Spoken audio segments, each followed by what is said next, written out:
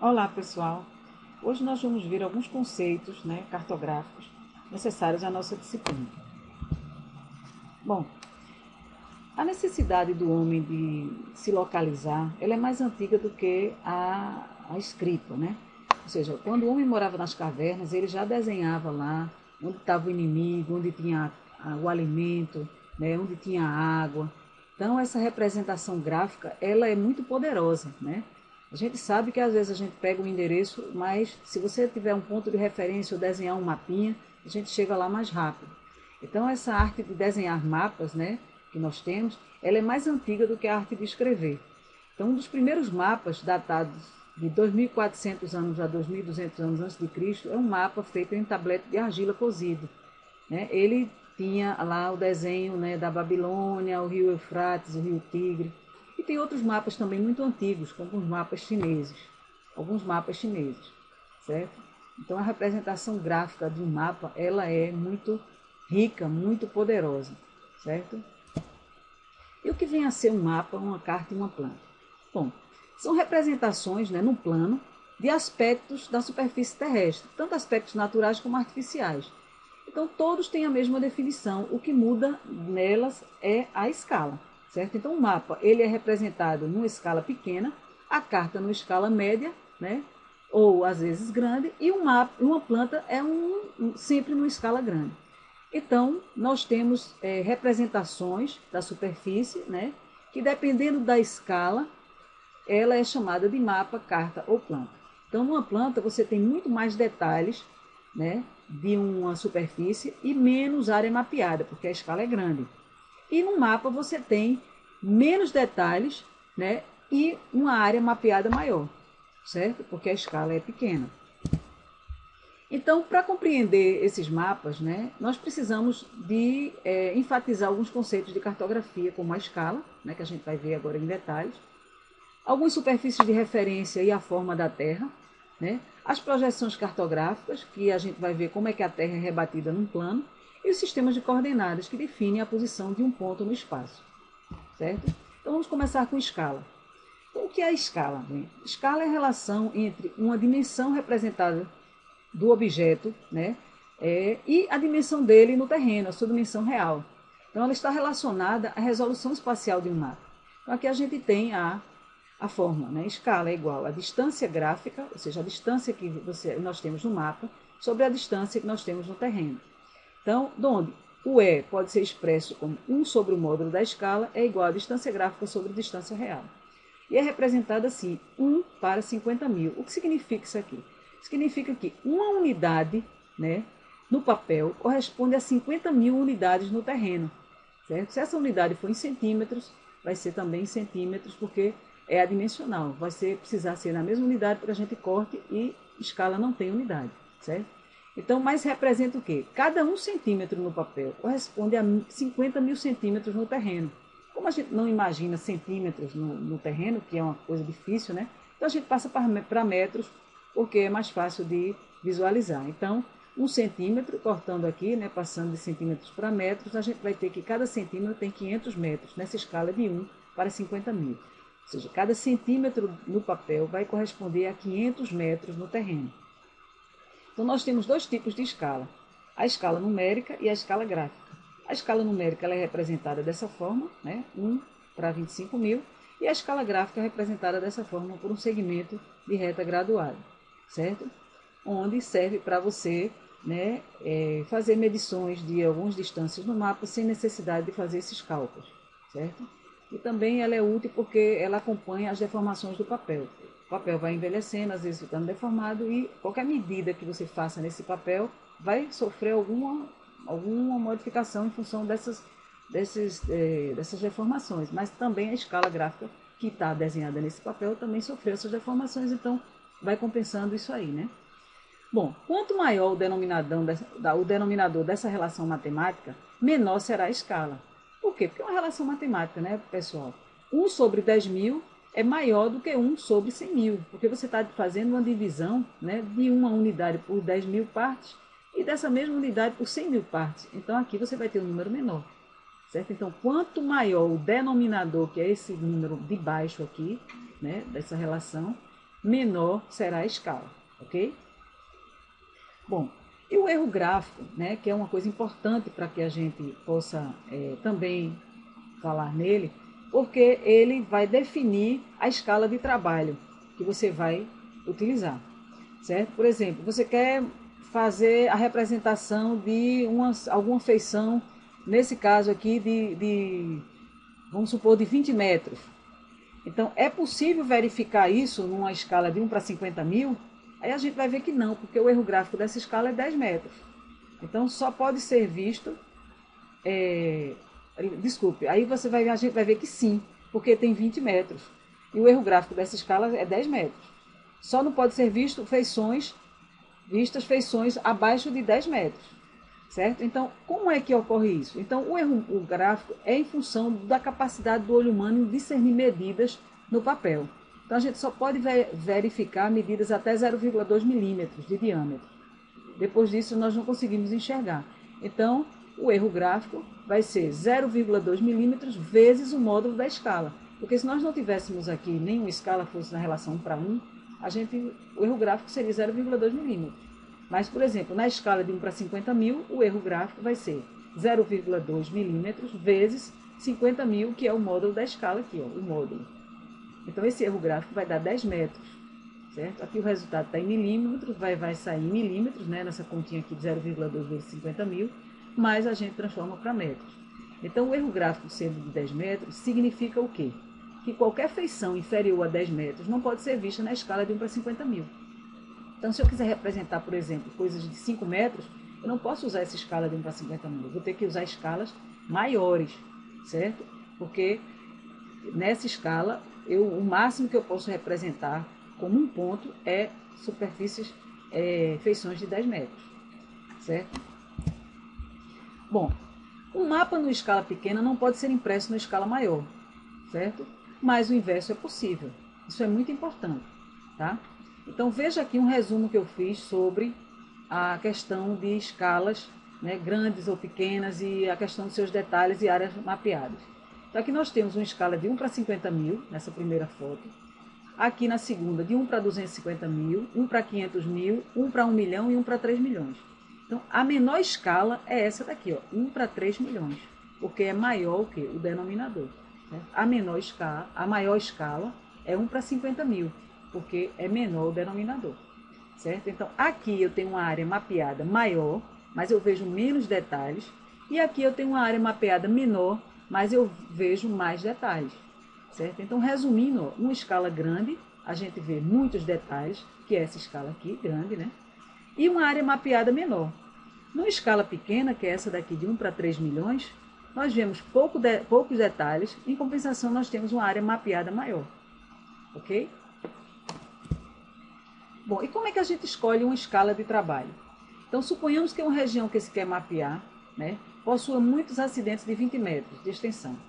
A menor escala que deve ser adotada para representá-lo será a partir da fórmula do erro gráfico. Então, você tem que o erro gráfico é 0,2 milímetros vezes o módulo da escala, né? Esse módulo, né, vamos ver a escala de 100 mil, né? Vamos ver aqui, ó. O resultado vai ser 100 mil, certo? Mas vamos ver por que vai ser 100 mil. A gente vai pegar aqui o erro gráfico, que seria, na verdade, você vai representar pelo que você quer demonstrar. Então, aqui vai ser 20 metros, né? É igual a 0,2 milímetros vezes M. Vai dar 100 mil. Então, esse resultado aqui da conta, do que eu quero aqui, na verdade, é o módulo da escala, tá? Eu tenho 20, que é o que eu quero representar, que eu vou substituir aqui. E aqui eu tenho já o padrão, que é o que a gente pode visualizar. Então, o módulo dessa escala vai ser 100 mil, certo? Então, a escala adotada para que a gente possa verificar esses acidentes deve ser igual ou maior do que 100 mil. Porque na escala de 1 para 100 mil, esses 20 metros vão ser apenas um ponto, certo? Bom, então, vamos ver agora o próximo tópico, que seriam as superfícies de referência e a forma da Terra. Então, nós temos aqui, né, a superfície física da Terra em marrom. Nós temos aqui o geóide, que é esse cinza, que é o prolongamento do nível médio dos mares em repouso, né, pelos continentes. E temos também o elipsoide, que é essa superfície matemática aqui, que foi criada para facilitar os cálculos ao geóide, certo? Porque o geóide ele é todo deformado. Então nós temos aqui a forma geoidal da Terra, que é essa daqui, que vocês estão vendo, colorida, né? Então ela tem muitas deformações.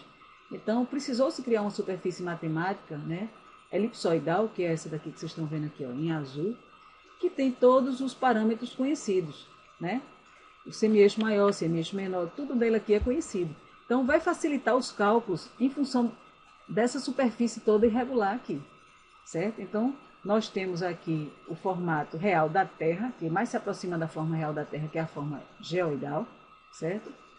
E nós temos aqui, né, o elipsoide, que é essa superfície que foi criada para facilitar os cálculos ao geóide, certo? Então a gente vai ver que essas definições são muito importantes, tá?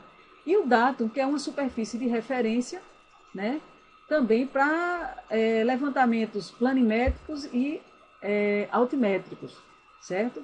Então, o datum que nós usamos vertical, né, o mais utilizado é o datum de Imbituba, em Santa Catarina, que seria, nesse caso, o zero das altitudes, né, para começar a fazer todos os nivelamentos e obtenção de altitudes, né? E o datum em horizontal fica em Chuá, certo? Planimétrico fica em Chuá, em Minas Gerais. Então nós usamos ainda o elipsoide SAD 69, mas até 2014 a gente, né, o IBGE está fazendo todas as modificações, né, nos mapas já existentes para transformar, né, para passar para o CIRGAS 2000. Então, a partir de 2014, a gente vai trabalhar com o elipsoide o CIRGAS 2000, né? E atualmente a gente ainda está com o SAD 69, certo? Bom, aqui nós temos algumas altitudes em função dessas superfícies de referência. Então, por exemplo, aqui tem a superfície da Terra, né? E se você ligar um GPS aqui, a altitude que o GPS vai lhe dar é em relação ao elipsoide, certo? Aquela superfície matemática que a gente falou. Mas nós sabemos que a altitude verdadeira, ela tem que ser feita em relação ao nível médio dos mares, que seria aqui, ó, o geóide, certo?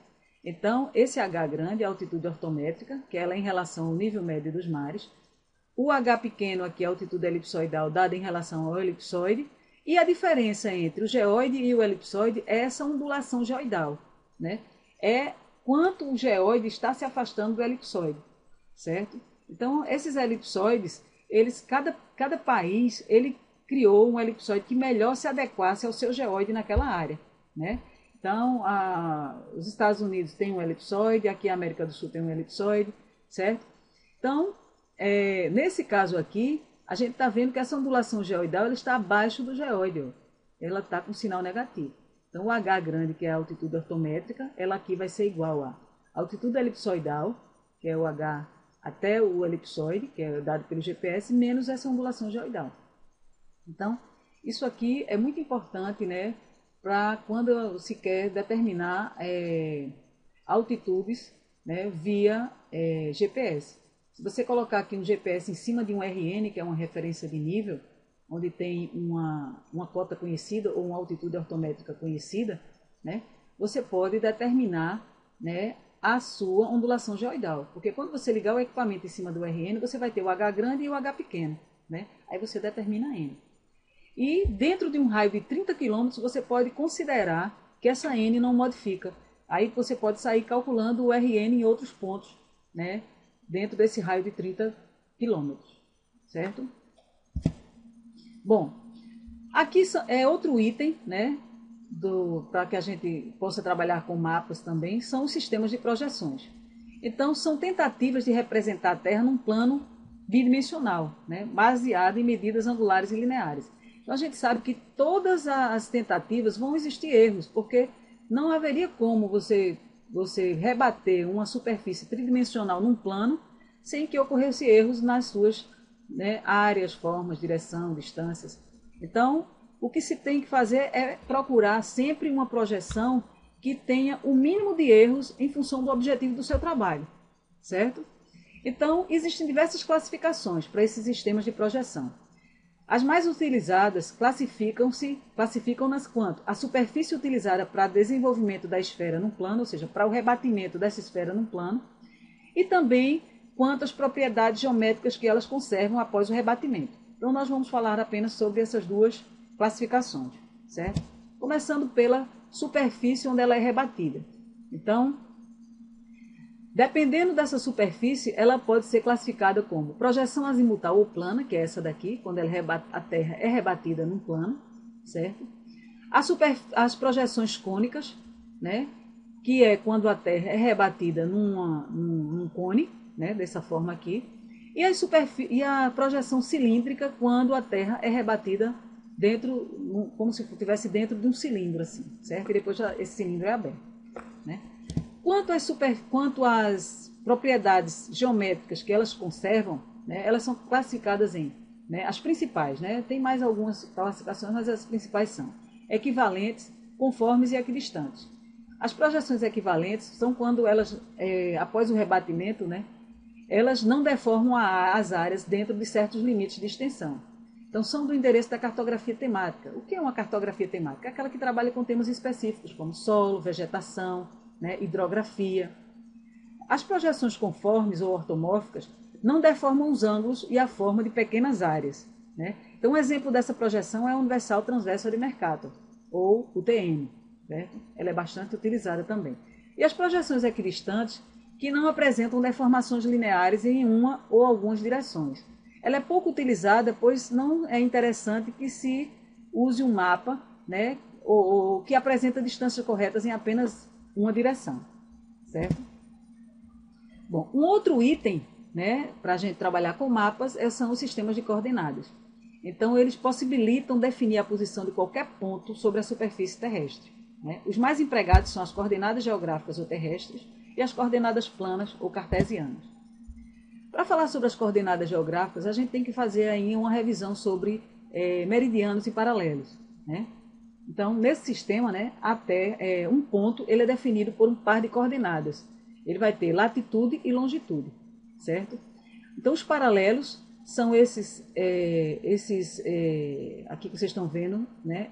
Esses círculos que estão dividindo a Terra, né? O principal é o Equador, né? Que divide a Terra no hemisfério norte e hemisfério sul, né? E a latitude ela varia de menos 90 a mais 90 graus, né? Menos 90 graus fica ao sul, aqui, né? E mais 90 graus fica aqui ao norte, certo? Você pode representar com sinal negativo, quando está ao sul, ou colocando o símbolo do sul, o S. Ou você pode representar com sinal positivo, ou colocar o símbolo do N ao norte. Então, latitudes positivas ao norte, latitudes negativas ao sul, certo? A longitude ela é definida em função do meridiano de Greenwich, certo? O meridiano de Greenwich ele é o meridiano zero que a gente chama, né? Então é o meridiano a partir do qual, né, são medidas as longitudes à esquerda e à direita do meridiano. Então ele divide a Terra nos hemisférios ocidental à esquerda e no hemisfério oriental à direita, certo? À esquerda do Greenwich nós temos longitudes negativas e à direita de Greenwich nós temos longitudes positivas, certo? Então aqui à direita nós temos o leste e à esquerda nós temos o oeste. Né? No Brasil está ao oeste, então as longitudes aqui são negativas. Bom, então a longitude varia de menos 180 graus, né, a mais 180 graus. E podem ser representadas dessa forma, ou sinal negativo ou o símbolo do oeste. Ou sinal positivo, né, ou símbolo do leste, certo? Então, o meridiano de Greenwich é o zero das longitudes e ele anda para a esquerda, ele vem para a esquerda contando as longitudes, né, de 0 até menos 180 e para a direita de 0 até mais 180, certo? Aqui tem um esquema, né, onde a gente coloca, né, que as latitudes acima do Equador são positivas, ó, latitude positiva aqui, latitude positiva norte, né? E as longitudes, e as latitudes abaixo do Equador são negativas, ó. Tá vendo? Aqui, latitude. No caso das longitudes, aqui nós temos o meridiano, à esquerda do meridiano nós temos longitudes negativas e à direita do meridiano longitudes positivas, certo? Aqui é um resuminho. Bom, e o que é longitude e o que é latitude, né? Então são distâncias angulares, em relação aos seus referenciais, tendo como vértice o centro da Terra. Então, longitude é a distância angular entre o ponto que se está na superfície e o meridiano de Greenwich, né? Então, aqui nós temos o ponto aqui, né? O meridiano de Greenwich aqui, que é o meridiano principal, e tendo como vértice o centro da Terra. Então, a longitude vai ser esse ângulo formado aqui, no eixo do X, certo? Entre o meridiano de Greenwich e o ponto que se está, tá? E a latitude, né, é a distância angular entre o Equador, né, e o ponto em que se quer determinar, né, tendo como vértice o centro da Terra. Então vejam que a latitude é uma distância que vai ser expressa no eixo do Y, né, é uma distância vertical, angular vertical. A longitude é uma distância angular horizontal, certo? Porque em relação ao meridiano de Greenwich, que está aqui. E aqui a gente tem uma representação também mostrando, né, as duas juntas. Aqui o meridiano, certo, de Greenwich, aqui o Equador, né? Então a longitude está aqui, 95 graus de longitude, né? E a oeste, e aqui 30 graus de latitude norte, porque está acima do Equador, certo? Bom, o sistema de coordenadas planas, né, ele divide a Terra em 60 fusos de 6 graus. Então 60 vezes 6 dá 360, que compreenderia, né, a todos os ângulos da Terra. E são numerados a partir do antimeridiano de Greenwich, né, seguindo para leste. Então, Greenwich está aqui, o antimeridiano é o contrário do meridiano, seria do outro lado da Terra. Então, os fusos, eles são contados a partir do antimeridiano. Então, vem de lá 1, 2, 3, 4, certo? Até o número 60, né? Então, as longitudes são numeradas a partir do meridiano de Greenwich e os fusos são numerados a partir do antimeridiano, ok? Por isso que os fusos vêm nesse sentido, ó, 1, 2, 3, 4, 5, 6, 7, aqui tudinho, até o 60, tá? E as longitudes vêm no sentido para cá, à esquerda, e no sentido para cá, à direita, certo? Mas os fusos são a partir do antimeridiano, certo? Então, aqui nós temos a Terra dividida em 60 fusos de 6 em 6 graus, né, no sistema de coordenadas planas. E como funciona cada um desses fusos, né? Dentro de cada um desses fusos, é muito importante saber que a gente sempre tem que determinar, dizer qual é o fuso que se está trabalhando, porque cada um dos 60 fusos, eles têm as mesmas coordenadas. Então, no sistema UTM tem que se determinar o fuso que se está trabalhando, certo? Mas ele tem uma limitação, que é em torno de 80 graus de latitude, né? Porque as deformações se acentuam muito próximos aos polos, né? Cada fuso ele é dividido ao meio por um meridiano central. Então, aqui tem, se nós estamos entre as longitudes de 30 e 36 graus, né? O meridiano central é a longitude anterior, né, mais 3 graus. Então, seria 33 o meridiano central desse fuso aqui, que seria o fuso 25, certo? Então, ele tem os limites no centro do fuso de 500 km e no Equador, para trabalhar ao sul, nós temos 10.000 km. E para trabalhar ao norte, o Equador fica como 0, para não ter, né, latitudes negativas. Então, se vai se trabalhar acima do Equador, aí se começa 0, né, depois 10, 20, 30, desculpa aqui, 2.000, 4.000, 6.000, que aqui está em geográfico, né? E aqui está em coordenadas planas. E aqui para baixo, ó, aqui vai começar em 10.000 km, aí vem 8, né, 6, 4, 2, para não ter números negativos de latitudes, certo? Então aqui a gente tem um meridiano central do fuso, né? Aqui o fuso também com 6 graus de longitude, ok? O cálculo do fuso ele pode ser feito por essa fórmula daqui, ó, o inteiro, né, de 180 mais ou menos a longitude, dividido por 6 mais 1. Mais ou menos vai depender se ele está a leste ou a oeste de Greenwich. Então, longitudes a oeste, né, são negativas, então esse sinal seria menos a longitude que se quer determinar, que se está procurando, né, a que foi dada para se calcular o fuso. E se tiver a leste, seria positivo, certo? Então, por exemplo, qual é o fuso onde se localiza um ponto a 45 graus oeste? Então, veja que ele vai ser negativo. Então, vai ser 180 menos 45, né? da fórmula ali, dividido por 6 mais 1. Esse número, ele dá, embora qualquer fração que dê aqui, mas a fórmula, ela exige que seja colocado apenas o inteiro. O inteiro desse número é 22. Então, 22 mais 1 da fórmula dá 23. Então, a longitude 45 graus oeste fica no fuso 23, certo? Bom, aqui a gente está mostrando que o Brasil ele está compreendido entre 8 fusos, né? 1, 2, 3, 4, 5, 6, 7 e 8. E entre as longitudes de 30 e 78 graus, certo? Então, aqui está a representação das coordenadas planas, né, do país. Bom, e a questão da nomenclatura de cartas, né, que ela serve para, se a gente verificar a posição de um ponto e a escala em que ele está representada, né, a posição de uma área, ela é verificada pela Carta Internacional do Mundo ao Milionésimo, que é o CIM. Né? Ele apresenta a Terra no esquema de articulações em escalas de 1 para 1 milhão. Então, cada quadrado desse aqui está na escala de 1 para 1 milhão. Né? E de latitudes de 4 em 4 graus e longitude de 6 em 6 graus. Então, vejam aqui as latitudes, ó, 4, o Equador está aqui, então a gente tem 4, 8, de 4 em 4 graus. E para baixo, ó, 4, 8, 12, 16, 20, certo? Então, aqui são as divisões, né? O Brasil apresenta 46 cartas dessas na escala de 1 para 1 milhão, né? E essas letras aqui significam o seguinte, ó. N é ao norte, certo? S fica ao sul do Equador, né? A letra A, B, C é em relação à latitude, certo? Então, se está na quadrícula A, é porque está entre as latitudes de 0 e 4 graus, certo? Se está na B, está entre 4 e 8 graus. Na C, entre 8 e 12 graus e assim por diante, certo?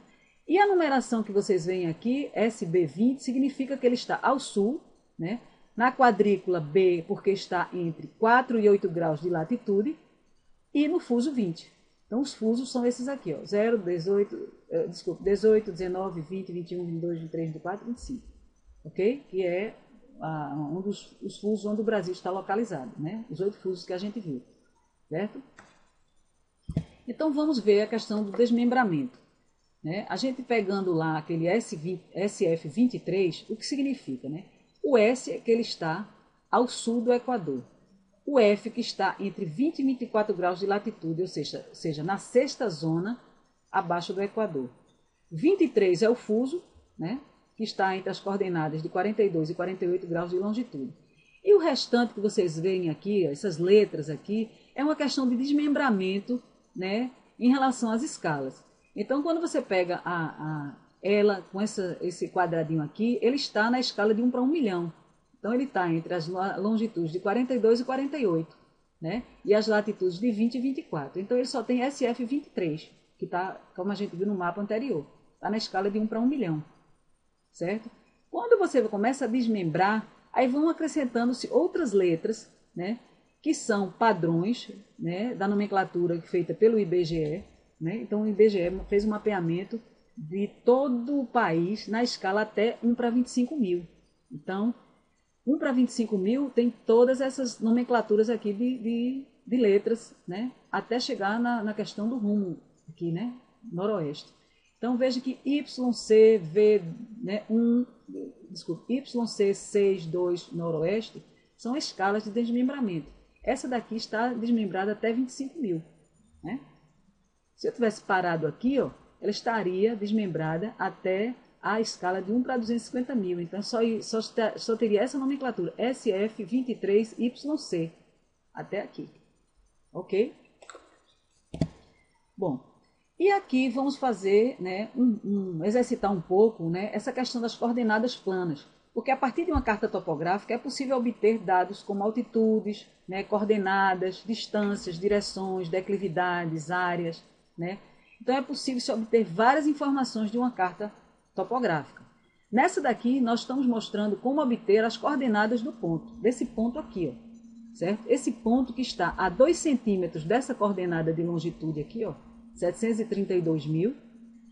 Essa quadrícula ela está distante uma coordenada da outra. Né? Daqui para cá nós temos né, quantos metros? Ó, 732 para 736, nós temos, né, 4.000 metros. Então, a distância real entre essas coordenadas são de 4.000 metros. E a distância gráfica é de 4 centímetros. Ó. Daqui para cá tem 4 centímetros. Então, você tem distância gráfica, tem distância real, você consegue, pelaquela fórmula de escala, obter a escala da carta. Certo? Então, essa escala da carta, se fosse pedido, né, daria 1 para 100.000. Aqui já está exposto, mas você teria como calcular da forma como eu estou falando. Você verifica a distância entre uma coordenada e outra, a distância real, aqui são 4.000 metros, verifica a distância gráfica e bota direto naquela fórmula de escala, para obter a escala, certo? Então, vamos ver aqui como é que a gente vai calcular as coordenadas desse ponto aqui.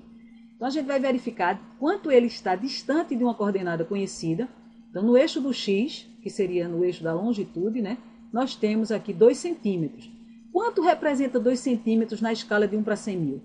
Então, a gente sabe que, pela fórmula de escala, né, a distância real, né, você vai utilizar, naquela fórmula, vai pegar, né, distância gráfica, né, vezes o módulo da escala para obter a distância real. Então, você vai multiplicar isso aqui pelo módulo da escala, de 100.000, e vai obter a distância real, certo? Então, 2 centímetros corresponde a 2.000 metros, né? Fazendo as continhas. Então, se daqui para cá tem 2.000 metros, eu vou verificar que, se eu somar com esses 732.000 aqui, vai ficar 734.000 metros. Então, veja que daqui para cá está crescendo as longitudes. Então, esse ponto está afastado de 732.000, só 2.000 metros. Então, a coordenada dele de longitude vai ser 734.000 metros. Vai estar afastado 3 centímetros. Ó. Daqui para cá, para o ponto, tem 3 centímetros. Então, 3 vezes o módulo da escala, né, que a gente agora está transformando distância gráfica em distância real, através da fórmula de escala, vai dar 3.000 metros. Então, a latitude desse ponto vai ser essa latitude daqui, né, menos essa daqui, esse trecho aqui, que é de 3.000 metros. Por quê? Porque as latitudes vão diminuindo, vão se afastando do Equador. Vocês lembram que o Equador a gente disse que eram 10.000, lá, 10.000 quilômetros? Aqui já é 9.204 quilômetros, 9.200 quilômetros, vai diminuindo. Então, se daqui para cá esse ponto está distante 3.000 metros, você vai diminuir desse valor aqui e a latitude do ponto vai ser 9.201 quilômetros, certo? Ou 9.201 metros, ok? No caso de terem 2 pontos aqui, se aqui tivesse um outro ponto, eu poderia calcular a distância entre esses pontos, através da fórmula que a gente vai ver aqui, né? Utilizando direto aqui, ó, as coordenadas longitude do ponto 2 menos a longitude do ponto 1 ao quadrado, mais a latitude do ponto 2 menos a latitude do ponto 1 ao quadrado. Então, aplicação direta de fórmula, certo? Seria a medição da distância. Bom, obrigado pela atenção, pessoal.